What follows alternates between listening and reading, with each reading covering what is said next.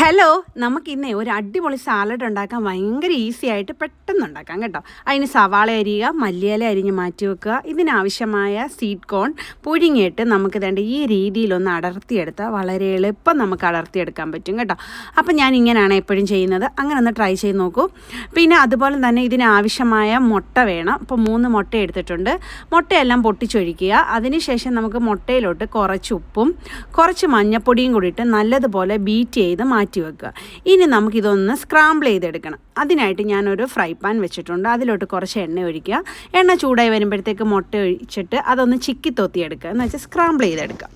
അതിനുശേഷം നമുക്ക് ഇതിലോട്ട് നമ്മൾ ചെയ്ത് വെച്ചിരിക്കുന്ന സ്വീറ്റ് കോൺ ഇടുക, പിന്നെ സവാള ഇടുക, പിന്നെ മല്ലിയിലയും കൂടി ഇടുക, പിന്നെ കുറച്ച് പെപ്പർ പൗഡറും കൂടി ഇടുക. ഇത്രയേ ഉള്ളൂ, സംഭവം ഈസിയാണ്. അപ്പോൾ എല്ലാവരും ഒന്ന് ട്രൈ ചെയ്ത് നോക്കണം. അതുപോലെ തന്നെ നമ്മളിത് കഴിക്കുന്ന ടൈമിൽ കുറച്ച് നാരങ്ങ നീരും കൂടെ ഒഴിച്ചാൽ അടിപൊളി ടേസ്റ്റ് എന്ന് വെച്ചാൽ അടിപൊളി ടേസ്റ്റ്, ഇല്ലേലും നല്ലതാണ്.